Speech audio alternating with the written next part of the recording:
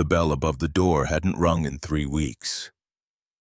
Simon Rourke noticed because he counted, not out loud, not in any way that others would see, but in his head, somewhere between the ticking of his own breath and the hum of the radiator, he kept track. The bell hadn't rung in 21 days, 17 hours, and at that moment about 12 minutes. He stood behind the counter of Rourke Clockworks, polishing a brass pendulum with a cloth older than most appliances. His fingers moved out of habit, not hope. He wasn't fixing the clock for anyone. The owner had stopped by in August, said they'd come back next week. It was November now. Sunlight pushed through the front window, soft and pale, catching the dust in the air like fireflies suspended mid-flight. The window display was modest. 2 mantel clocks, 1 cracked carriage clock, and a small wooden sign that said, "Still ticking."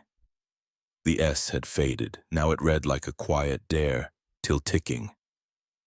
Simon didn't fix the sign. He figured the people who noticed wouldn't care, and the people who cared wouldn't notice. Each morning began the same way: coffee, black, shop lights on, heat to medium. Then he'd unlock the door and flip the little sign to open, even though no one was waiting. He didn't speak unless someone asked a question. That hadn't happened much lately. A cat-gray, long-legged nameless sat outside the shop some mornings, watching him through the glass. It never came in. Simon didn't shoo it away. He moved with the patience of someone used to silence, with the muscle memory of a man who'd once had more reasons to hurry.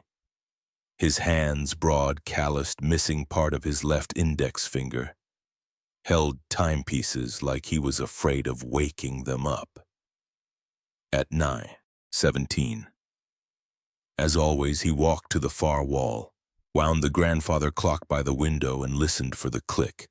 At 9:20, he sat back at the workbench, picked up a pocket watch with a cracked face and tried again to realign the hands.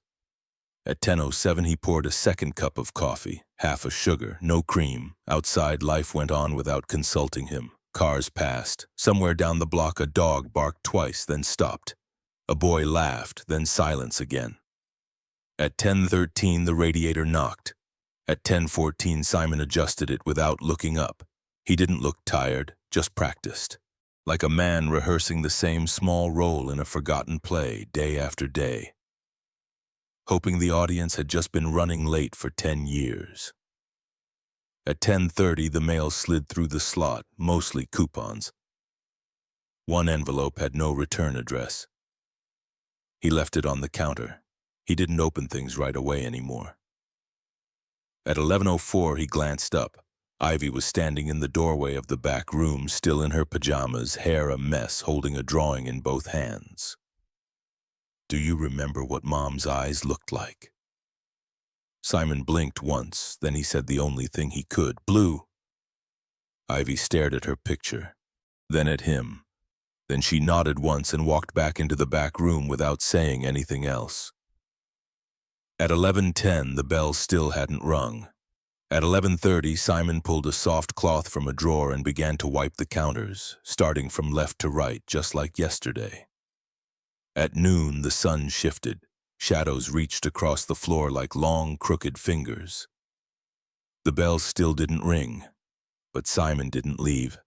Somewhere deep inside the clock he was fixing, a spring shifted just enough to whisper back, "Still here, still ticking, just waiting." In the back room behind the clock shop, where sunlight filtered through a crooked set of blinds, Ivy Rourke sat cross-legged on the floor with a pile of colored pencils spread around her like a painter's spill.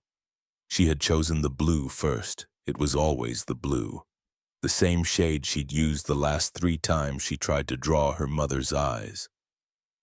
The paper in front of her was nearly full. She had drawn a house small with a wide front porch, and beside it, a tree with no leaves. There was a swing, tied to one of the bare branches, and 2 people sitting on a bench beneath it. One was her. The other was a woman in a dress, with long brown hair. But her face was empty, no mouth, no nose, and most of all, no eyes. Just a blank space where the world was supposed to begin. Ivy pressed the pencil down, hesitated, then dropped it with a sigh. She looked toward the open door that led into the shop. She could hear her father moving slowly, carefully like always. Never rushing, never raising his voice. He didn't walk loud. He just appeared when he needed to. "Dad!" she called out. There was a pause, then the sound of his chair sliding back. Footsteps. He stopped at the doorway, leaning a hand on the frame, cloth still in the other from polishing something. "What is it, Bug?" he asked.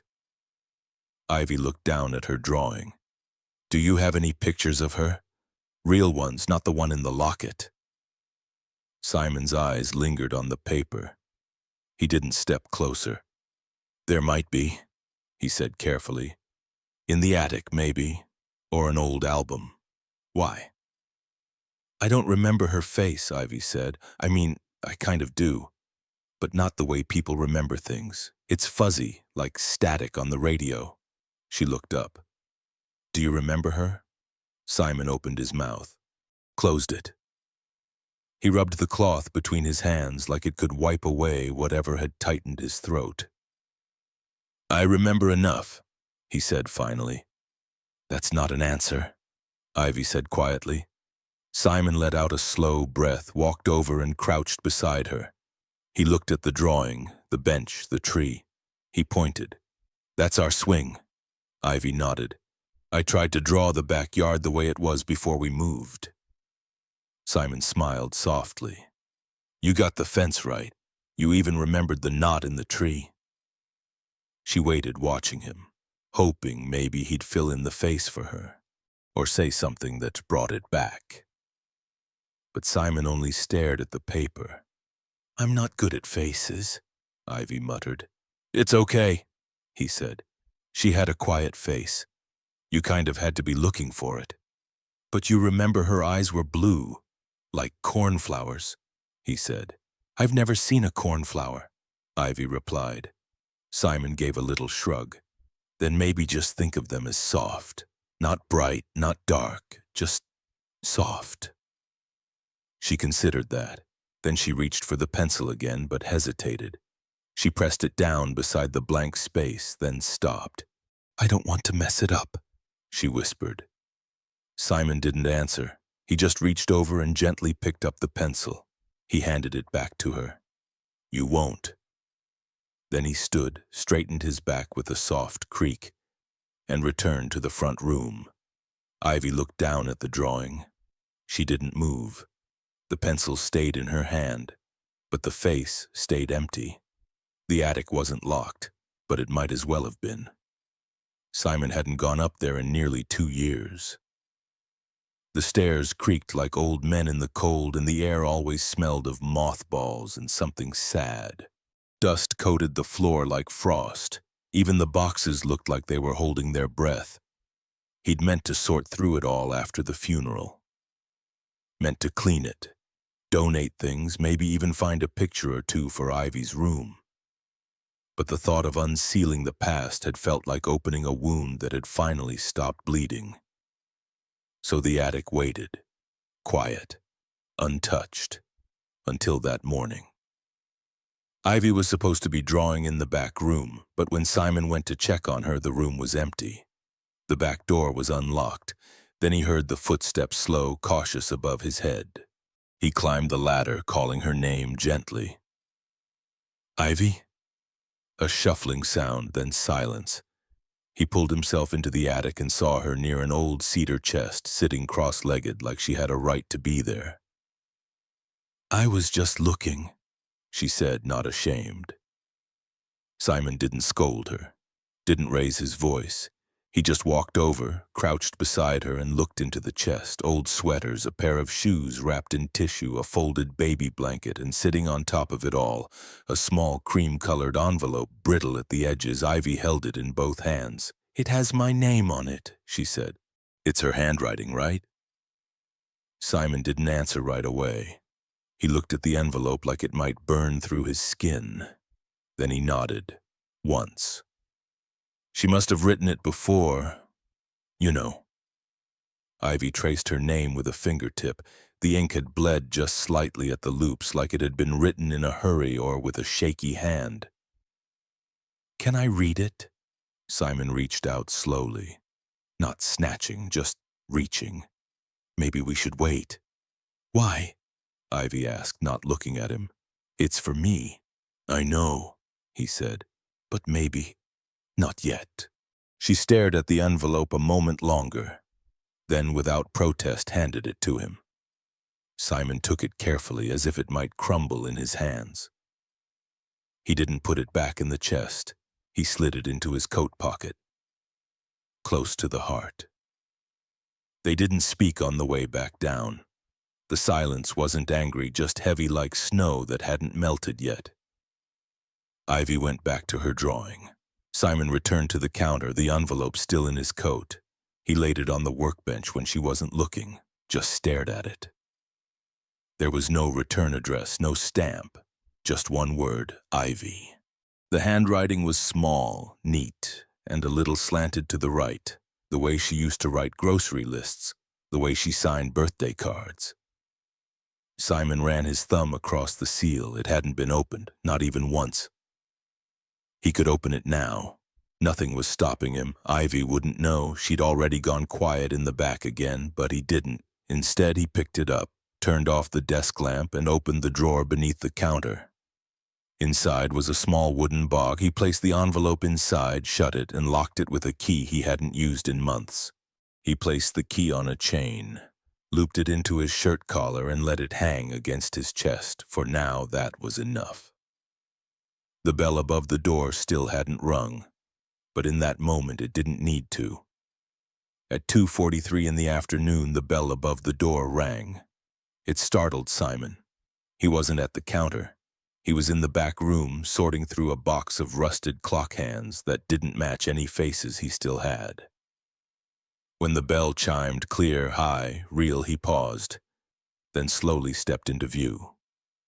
The woman standing in the shop looked out of place, not because she didn't belong, but because she didn't seem sure whether she did. She was holding a round wall clock in both arms, like it might fall apart if she let go. Wind-blown hair, scarf unraveling at one side, eyes darting around the room like it had already surprised her. "Hi," she said. Her voice was steady but unsure, like she hadn't used it much lately. Simon gave a small nod. "Hi. I hope it's okay just to walk in," she said. The sign said open, but I wasn't sure if that was for real. "It's open," he said simply. The woman stepped forward and placed the clock on the counter. It was a kitchen model, cheap, battery-powered, slightly warped from heat. But someone had tried to clean it. The glass was smudged where a thumb had rubbed too hard. "I just moved in down the street," she said. "Rental with the green shutters. The clock came with the house." Simon glanced at it. "Not running?" "It ticks," she said, "but the hands don't move." He picked it up carefully, turned it over, examined the back. He didn't speak while he worked. She watched him, arms crossed. "You don't talk much, do you?" Simon looked up. "I talk when there's something to say." That seemed to amuse her. She smiled not wide, just enough to let him know she was listening. "I'm Julia," she said. "My son's name is Leo. He's 5. We're kind of figuring things out right now." Simon nodded. She waited, maybe expecting him to introduce himself, but he didn't. Instead, he removed the back of the clock, exposing the gears inside. One of the small plastic cogs had come loose and was sitting sideways in the casing. He held it up. "This slipped. That's why the hands froze. Can it be fixed?" Simon reached for a pair of tweezers. "It'll hold." He set the gear back in place, clicked the casing shut, and slid in a fresh AA battery from the drawer behind him. The second hand began to move. Then the minute. Then the hour. Julia watched it like it was a magic trick. "Guess I just needed the right hands," she said. Simon didn't smile, but something about the corner of his mouth shifted. "That'll be $10. he said. Julia pulled a crumpled bill from her coat pocket and laid it on the counter. "Thanks," she said. Then after a pause, "You live here too, right? Above the shop?" Simon nodded. "Must be quiet." "It is. That a good thing or a bad thing?" "Depends on the day." She nodded again, then picked up the clock, holding it a little looser now. The tension in her shoulders had eased, just barely. "Well," she said, "thanks for fixing something small." As she turned to go, the bell above the door rang again. Simon watched her leave, then looked at the clock on the wall. 2:56. 3 minutes. He returned to the workbench without a word, but he didn't forget her name. The sidewalk outside the clock shop was too narrow for racing, but Leo didn't care. He crouched low, tongue between his teeth, and pushed a yellow toy car along the cracks like they were racetracks carved just for him. From the window, Ivy watched. She stood behind the curtain, peeking just far enough to see without being seen. The boy had shown up 3 times that week, each time with the same jacket, the same scuffed shoes, and the same plastic car. She didn't know his name yet, didn't ask. She just observed. Leo moved like someone who didn't mind being alone, but also didn't notice when someone else was watching. He talked to himself, mostly in sound effects, tiny vroom and screech noises that filled the silence between the shop's quiet ticks. On the 4th day, he noticed her. He looked up mid-vroom, eyes catching the quick flick of curtain fabric as Ivy stepped back too late. Leo stood, walked to the door, knocked once soft. Simon was in the back, repairing the chime mechanism in a customer's carriage clock. Ivy hesitated, then opened the door 2 inches. Leo grinned. "Hi." She didn't say anything. He held up the car between them. "Want a race?" "I don't have a car," Ivy said. Leo shrugged. "You can borrow mine." She frowned. "You're just giving it to me?" "No," he said, serious now. "Just for the race." Ivy stepped out slowly, like the world might shift under her feet. She wore a sweatshirt too big and socks without shoes. The concrete was cold, but she didn't flinch. They crouched on either end of the sidewalk. Leo held the back of the car with his thumb, then counted down. 3, 2, 1, go. He let it fly. Ivy didn't touch it, just watched it spin, bounce off a crack, and flip once before stopping inches from the curb. Leo looked impressed. "Your good luck." Ivy smiled just a little. "I didn't do anything." "That's what makes it luck," he said. They sat on the edge of the step, feet not touching the ground. For a while, neither spoke. Finally, Leo asked, "Do you go to school?" "Used to. Now I do school at home." "Me too. My mom says we're in between things." "What kind of things?" Leo thought. "Houses, maybe lives. She says it's temporary, but I think everything is." Ivy didn't know what to say to that, so she asked, "What's your name?" "Leo." "I'm Ivy." He nodded like he'd already guessed. A breeze picked up, rustling the brittle leaves along the curb. Leo stood and offered the toy car again. "You can borrow it longer if you want." Ivy took it slowly, fingers brushing his. Simon opened the shop door then, blinking at the sight of her outside. He didn't call her in, just leaned against the frame, quiet. She stood up, holding the toy. "Thanks," Leo grinned. "See you tomorrow?" Ivy looked at her dad, then nodded. Simon watched her walk inside, the yellow car still in her hand. He didn't ask any questions, but that night, after Ivy had gone to bed, he placed her sneakers by the door, just in case she wanted to wear them next time. The package wasn't big, wrapped in wax paper tied with a thin red string and left neatly on the counter like a note that didn't need words, no tag, no name. But Simon knew who had left it. He'd heard the bell ring just after opening up that morning. Too quick for a customer, more like someone who didn't plan to stay. He hadn't rushed out. He'd finished winding the clock he was working on. By the time he reached the counter, the shop was empty again, save for the package. He untied the string carefully, not out of curiosity but respect. Inside was a small loaf of banana bread, edges browned just right, still holding the faintest warmth in the center. He didn't touch it. Not right away. Instead, he wrapped it back up, tied the string loosely, and set it on the shelf behind the counter. The smell lingered, sweet, a little bit like cinnamon, and somehow too gentle for this shop full of brass and ticking bones. Simon returned to his workbench, adjusted the magnifier lamp, and slid a broken pocket watch closer. It had belonged to a man named Harris who hadn't come to collect it since last spring. Simon kept it anyway, just in case. The minutes passed quietly. The bread sat untouched. At 10:10, Ivy came in from the back room. She looked at the shelf. Did someone bring food? Simon didn't look up. Someone left it. Can I have some? He paused. Then, without comment, he stood, untied the string again, and sliced off a small piece with the pocket knife he kept in his drawer. He placed it on a napkin and handed it to her. Ivy took a bite, chewed thoughtfully. "It's warm," she said. Simon nodded. She took another bite. Did she make it? He didn't ask who she meant. He just said, "Probably." "Are you gonna eat some?" "Not hungry," he replied. She didn't push, just finished the piece, wiped her fingers, and went back to the drawing she'd left unfinished the night before. Simon stayed behind the counter. The bread sat between them like a question neither of them was ready to ask. At noon, the heater kicked in. The room warmed slightly. The ticking grew louder in the stillness. Simon turned toward the shelf, reached for the bread, then changed his mind. He opened the drawer beneath the register, placed the loaf inside, still wrapped, and closed it gently, out of sight but not forgotten, not yet. The door to the basement didn't creak, it sighed.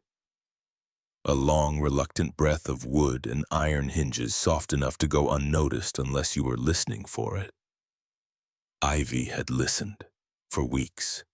She'd passed by it every day on the way to brush her teeth or grab a snack from the kitchen. Always locked, always closed, until this morning, when she found it slightly ajar. Just enough to tempt. She knelt beside it, placed her fingers on the worn brass knob, and gave it the gentlest pull. It moved.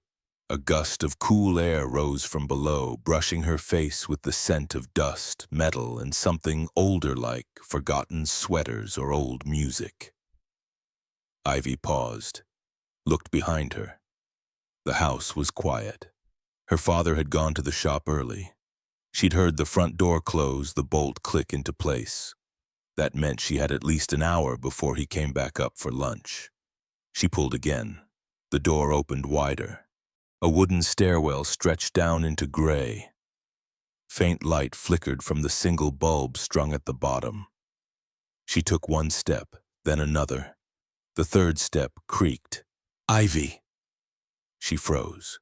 Simon stood at the top of the hall, a dish towel slung over one shoulder, hands covered in clock grease. He wasn't yelling. His voice wasn't angry, but something in it cut through the air like a key turning the wrong way in a lock. She turned, caught halfway between stair and landing. "I wasn't doing anything," she said. "You were going down. I just wanted to look. That room's not for looking." "Why not?" Simon stepped closer, not rushing, just moving like gravity pulled harder in that part of the house. He reached out and gently pushed the door shut. Not a slam, just enough force to make it clear. "It's just old boxes," he said. "Nothing you need. I wasn't going to touch anything. I know." "Then why?" "Because it's not ready," he said. "Some things take time." Ivy frowned. "It's been 3 years." Simon flinched barely, like a hairline crack in glass you almost don't see. She didn't mean it cruelly, just honestly. The way kids do when they're not trying to hurt, only trying to understand. Simon let out a breath through his nose. Then he reached down, turned the lock on the door, and slid the bolt across. He didn't speak as he walked away. Ivy sat on the top step for a long time after that, The silence in the hall felt heavier now, like it belonged to someone else, like her mother's voice might still be resting in the dust beneath the stairs waiting to be let out, but not today. The chairs were beige, the kind that folded and pinched behind the knees. Someone had tried to decorate the church hall with lilies, but they hung limp under the soft hum of the ceiling fans. The carpet smelled like wax and rain. Simon sat in the third row, not because it was close, but because it wasn't too far. He held the clock in both hands. It was a small one, wooden with brass trim, no bigger than a loaf of bread. It had once sat on the nightstand beside her, his wife's side. It hadn't ticked in weeks. Someone had offered to fix it after the diagnosis. She'd said no. "It's fine how it is," she had whispered. "We don't need to measure time anymore." Now the silence of it filled the whole row. People came by in waves, neighbors, co-workers, a cousin from Idaho who still pronounced his name wrong. They spoke in hushed voices, offered soft looks, reached for his shoulder. Simon didn't flinch, but he also didn't move. His jaw was set in stone. "I'm so sorry for your loss," someone said. He didn't look up. "If you need anything at all." He nodded, but it was the kind of nod that ended conversations, not invited them. Ivy was asleep in the back room, curled on a padded pew with her backpack under her head. She hadn't cried since the hospital. Simon hadn't either. There was a priest, or maybe a family friend. Someone stood up and said a few words about grace and letting go, but Simon couldn't hear them. Not really. He stared at the brass rim of the clock, at the thin crack running down the glass face. It hadn't been there before. He wasn't sure when it happened. It felt like a metaphor, and he hated that. After the final hymn, people lined up again, this time with plates of food and casseroles in foil. Someone handed him a paper cup of lukewarm coffee. He set it down without sipping. A woman in her 60s, gentle and persistent, leaned in and touched his arm. "She loved you so much," she said. "She told me, right near the end." Simon looked at her, really looked, and then he said, "I know. Just that. Not thank you. Not I miss her, not anything else the moment expected." He stood holding the clock and walked past the folding chairs, past the flower table, past the condolence cards and cardboard boxes. Outside, the rain had stopped, but the world still looked wet. He opened the passenger door of his truck, buckled the clock into the seat like it was a child, and sat behind the wheel with his hands still on the keys for a long time before turning the engine. The next day, he put the clock on the shelf in the shop, didn't fix it, didn't wind it, just placed it there facing slightly away from the front window like it didn't want to be looked at directly. Customers still came in now and then, asked about repairs, left watches, paid in small bills and thanks. Simon did the work, spoke little, went home. The rhythm of grief had no crescendo, just the soft tick of survival. One evening, weeks after the service, Ivy crawled into his lap without a word. She held the corner of his shirt between two fingers. Simon didn't ask what was wrong, didn't ask if she missed her mom. He just wrapped both arms around her and listened to the quiet, like he'd listened for the hour hand when it got lost. From that night on, he stopped turning the lights on upstairs unless Ivy asked. He stopped playing music in the shop, stopped fixing clocks that no one came back for. But every night before locking the door, he passed by the shelf where the clock sat. And he looked, just once, never touched it. But he looked. It was raining again, the kind of slow, deliberate rain that made everything seem like it was moving underwater. The clock shop windows fogged up around the edges, softening the world outside into smudges of gray and gold. Ivy stood in front of the shelf near the back wall, staring at the clock. It wasn't the biggest one in the shop, not the oldest, but it was hers, or more precisely, it had been her mother's. Walnut wood, glass door, small brass pendulum shaped like a storybook house with no lights on inside. The hands were frozen at 4:11. Simon hadn't touched it since the day he brought it back from the hospital. Ivy placed both hands on the glass and leaned close, fogging it slightly with her breath. "Why don't you fix this one?" she asked. Simon, crouched nearby polishing an old cuckoo clock, paused. "What?" "This one," Ivy repeated, tapping the glass gently with her knuckle. "It's the only one you don't fix." Simon stood slowly, wiped his hands on a cloth. He didn't move closer. "It's not broken," he said. Ivy looked over her shoulder. "It's not ticking." "It stopped," he said. "That's different." She frowned. "So fix it." Simon walked over, hesitated, then opened the glass door. The hinge squeaked softly. He reached inside, fingers brushing the keyhole where the winding key would go. Ivy handed it to him. She had already found it in the drawer beneath the counter. Simon inserted the key and began to wind, carefully. One click, then another, then another. He stepped back. They waited. Nothing. No movement. No tick. Not even the faintest tremble from the pendulum. Simon stared at the clock face. The thin crack running across the top of the glass was still there. Same as the one on the pocket watch. Same as the one on the nightstand. "She used to keep it on her desk," Ivy said, her voice softer now.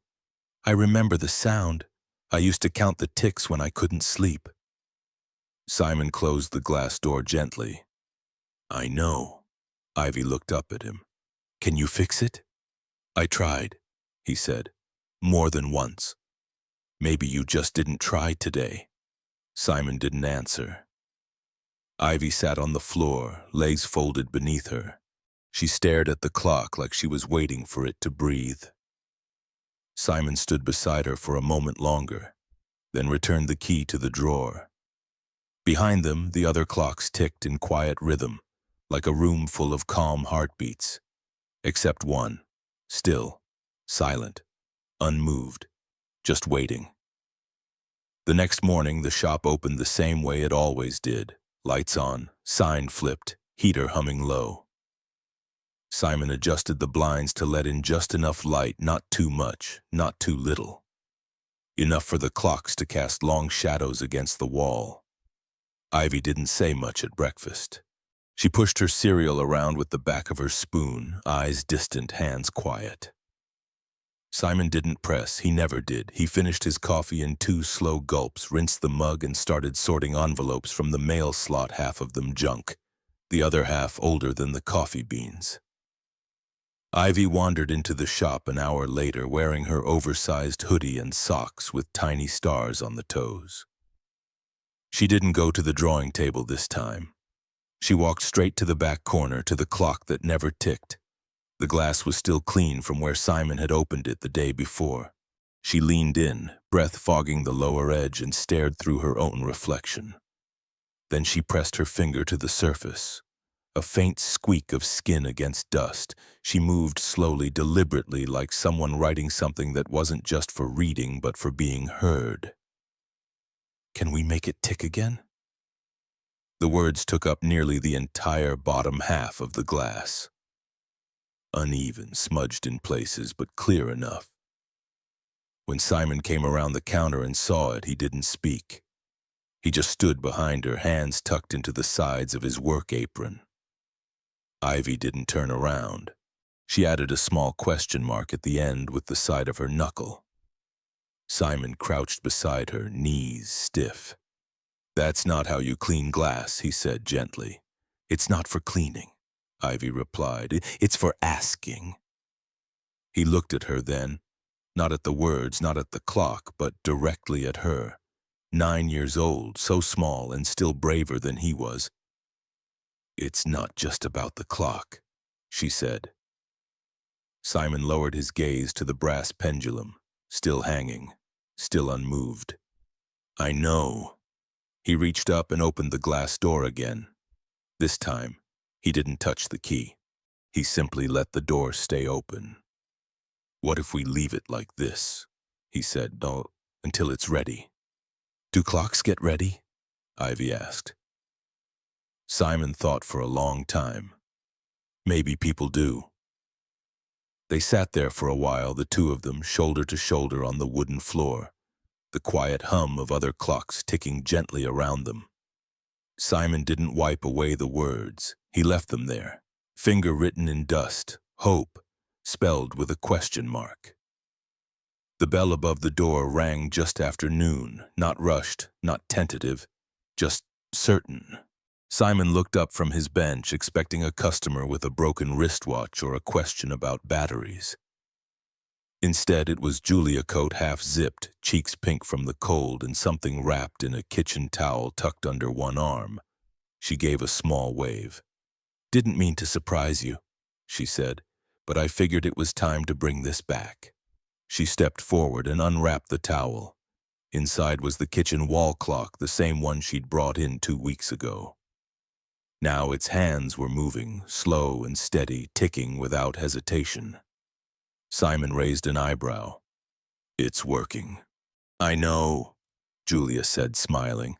"That's why I brought it." He tilted his head. "Most people only come back when things are broken." "I'm not most people," she said lightly. "Besides, it deserved a thank you." She rested the clock gently on the counter, then leaned against it, arms crossed. "You know," she said, "I watched Leo stare at this thing for days. I think he was waiting to see if it would stop again. And when it didn't, something shifted in him." Simon didn't respond, but his eyes narrowed just slightly, like he was listening harder than he looked. "He asked me how clocks know when to keep going," she continued, "and I told him they don't. You just wind them up, and they trust the rest." Simon looked down at the wooden casing, the spot where a tiny scratch curved like a scar beneath the number 7. "It's not much," he said. "No," she agreed, "but it's enough." Silence stretched, but not awkwardly, the kind that grew between people who weren't trying to fill space with noise. Then Julia nodded toward the shelves behind him, to the rows of clocks still waiting. "You ever think about winding up the others?" she asked. Simon followed her gaze, his eyes landing briefly on the one Ivy had written on. "Some of them aren't ready," he said. "Clocks or people?" He didn't answer. Julia stepped back, picked up the towel, folded it neatly, tucked it under her arm. "Well," she said, "this one's proof that sometimes all it takes is a turn of the key. Doesn't mean it forgets the time it lost. Just means it's ready to move again." She smiled once more, smaller this time, and turned to leave. The bell rang again as the door closed behind her. Simon stood for a long moment, hand resting on the edge of the counter. He didn't look at the returned clock. He looked at the drawer beneath the counter, the one that held the envelope with Ivy's name. And for the first time in weeks, he reached for the key around his neck. The house was quiet in that kind of deep, hollow way that only happened after a child had gone to bed and the world outside had settled into stillness. Simon sat at the kitchen table, hands resting flat against the old wood grain. No clocks ticked in the room. He had silenced them all years ago, one by one, until this space belonged only to memory and breath. The key around his neck felt heavier than usual, like it had absorbed every second he'd avoided using it. He reached for the drawer. The box was still there, still closed, still waiting. He placed it on the table, ran a thumb along its lid, and opened it with a soft click. Inside, the cream-colored envelope sat like a folded whisper. His name wasn't on it, only Ivy's. He held it up to the light. The paper was yellowing at the corners, but the ink was steady, delicate loops and curves, unmistakably hers. The way she used to sign field trip forms. The way she labeled the freezer meals when she still cooked for 2.5. He broke the seal slowly, like opening it too fast might break something else. The letter inside was 1 page, 2 sides, written in blue pen. He hesitated. Then he began to read. My sweet Ivy, I hope your hands are still small when you read this. I hope you still chase light across the floor and hum when you're drawing. I hope your dad still makes you laugh even when he doesn't mean to. If you're reading this, it means I couldn't stay. I want you to know that's not your fault. Not even a little, not even a piece. Your love made me braver. It gave me more time than I ever expected. You have your father's quiet, but I hope you also keep my stubborn. Ask questions, draw faces, especially the ones you miss. One day, they'll come back to you. Not in pictures, but in the way you stand, or the way you forgive, or the way you look at the sky when it's just turning dark. Tell your dad something for me, okay?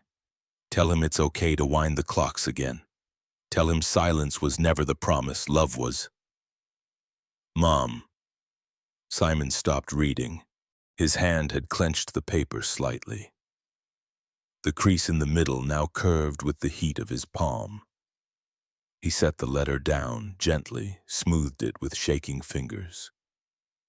The room didn't feel quiet anymore, it felt filled. With her voice, her rhythm, the cadence of someone who always knew how to say the hard thing in the softest way. He stood, walked to the counter, opened the drawer again, pulled out the old key to the clock Ivy had marked with her question in dust. He didn't take it to the clock just yet. Instead, he walked down the hall, toward Ivy's room. He paused at the door, hand resting on the frame. Inside, she was curled under the blanket, stuffed animal tucked under one arm, breathing steady. Simon stepped in, as silently as he could. He sat on the edge of the bed just for a moment, then he whispered. She remembered the swing, too. Ivy didn't stir, but her breath shifted like a breeze through curtains. Simon reached down, brushed a strand of hair from her cheek, and placed the letter beside her pillow. No need to say more. It wasn't time for words. It was time for movement.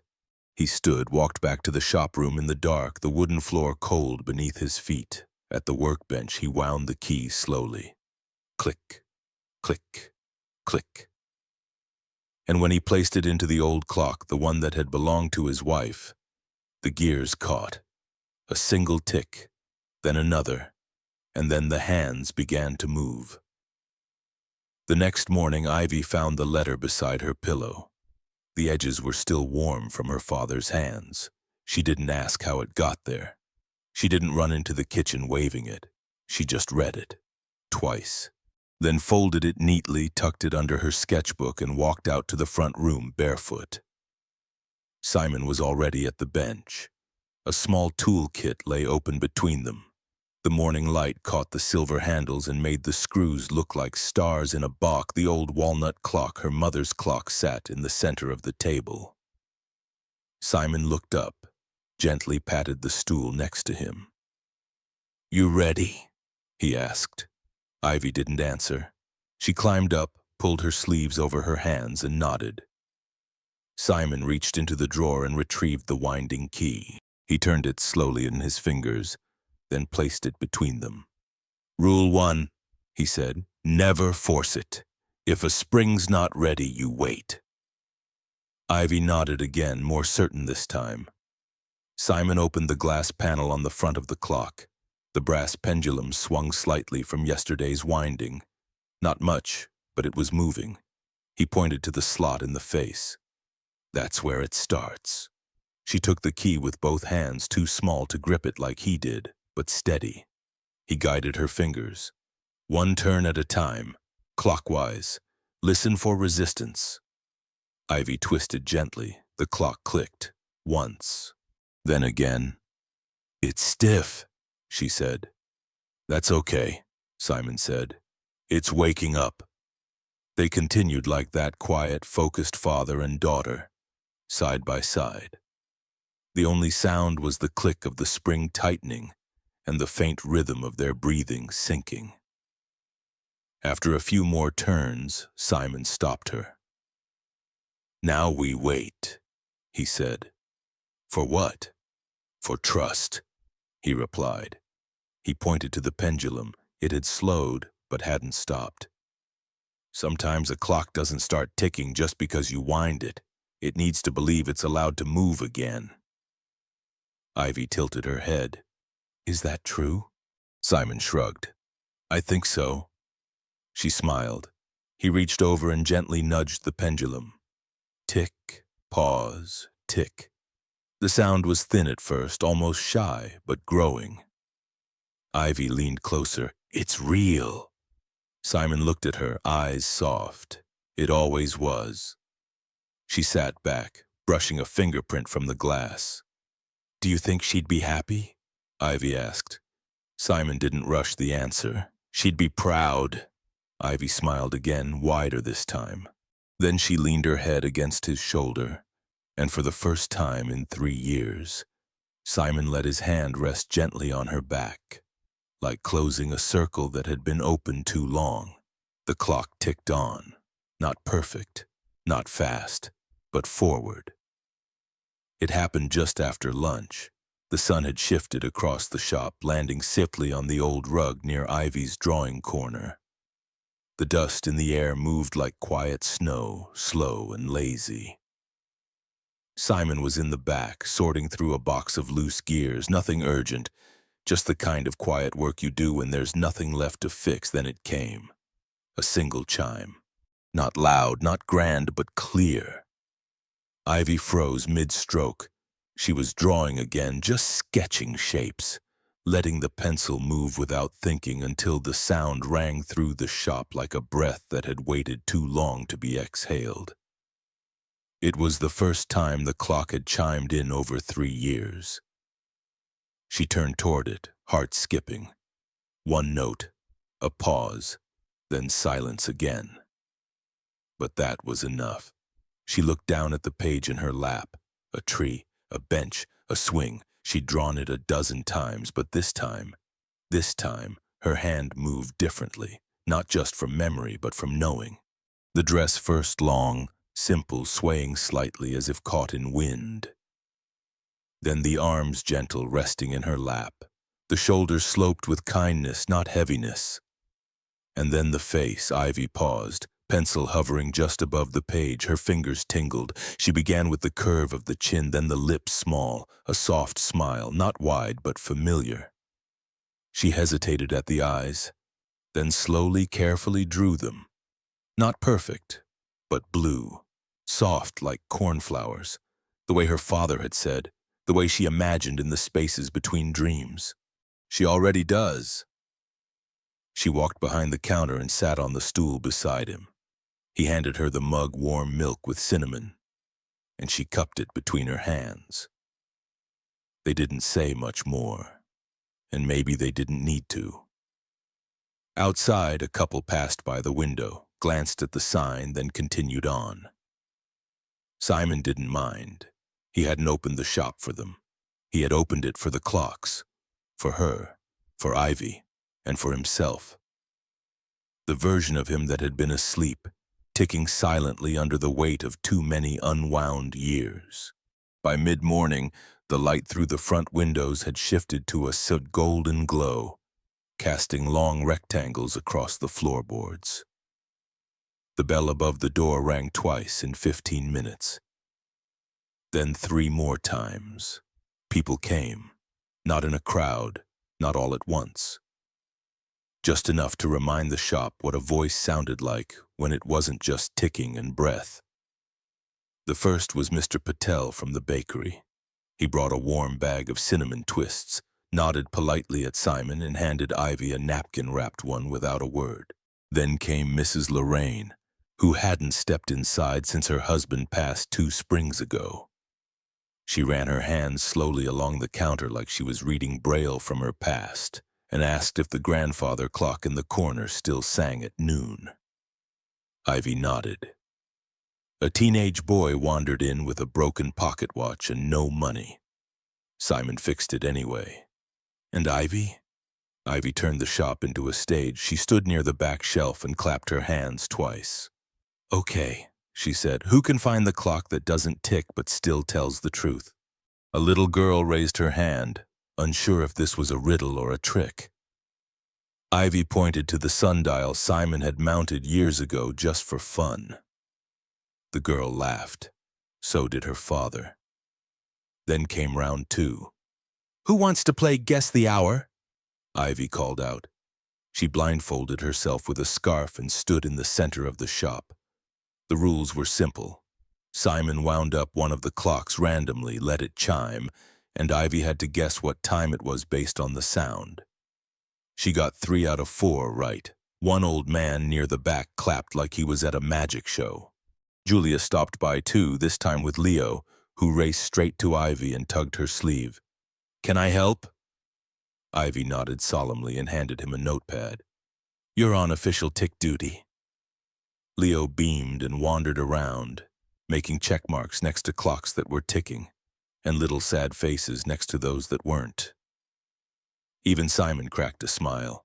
He stayed mostly behind the counter, polishing, adjusting, refilling the oil in delicate gears, but every so often he looked up and saw the room alive again, not just visited, lived in. At one point, Ivy dragged a small chalkboard from the back and wrote, Today only, ask any clock a question. Answers may be slow, but honest. Someone asked if they'd ever fall in love again. Someone else whispered if their brother would come home by Christmas. The clocks didn't speak back, but somehow no one seemed to mind. Just after noon, the grandfather clock chimed 12 deep, resonant bells that filled the air like a blessing. Everyone paused. No one spoke. Simon looked at Ivy. She looked back at him. He gave the smallest of nods, and she knew. Today wasn't just a game. It was a goodbye and a beginning.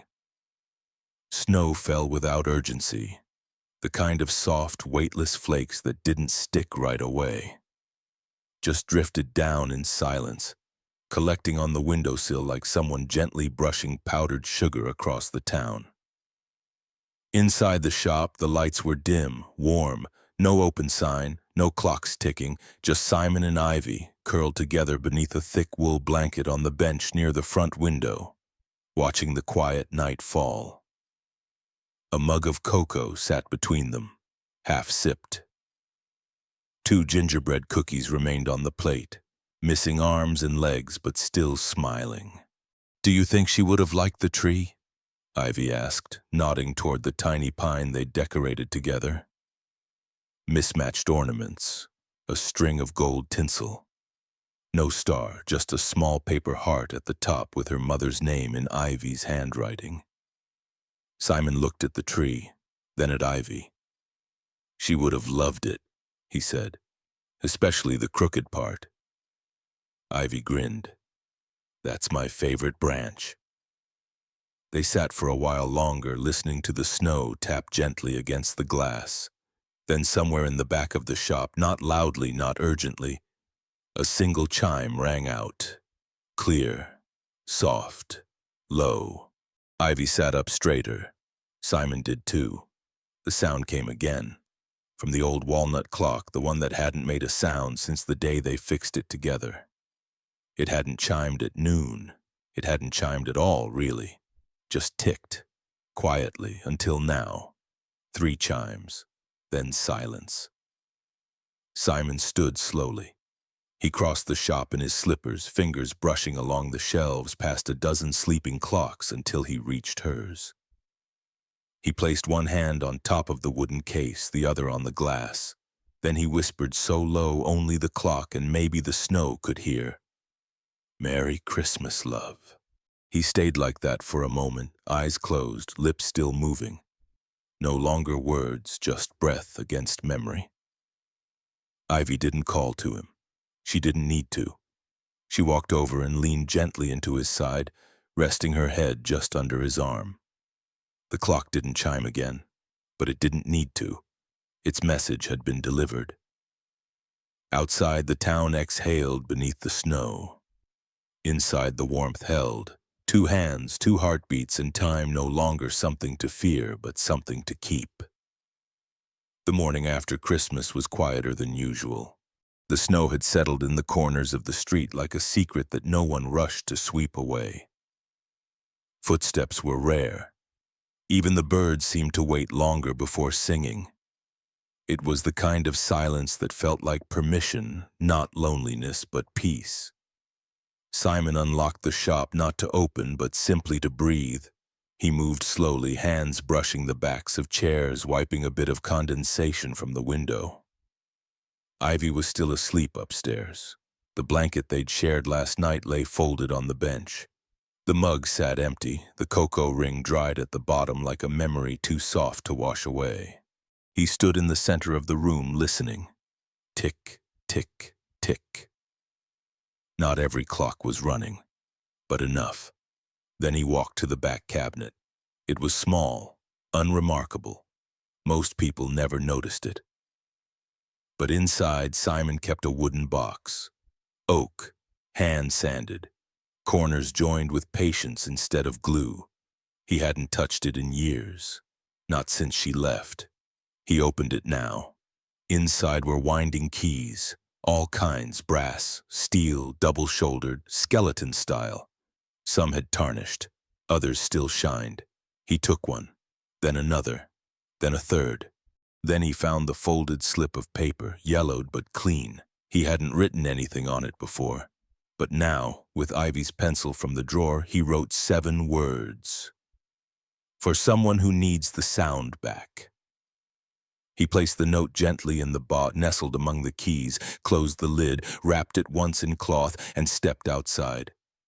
The sun had started rising just enough to warm the edges of the frost.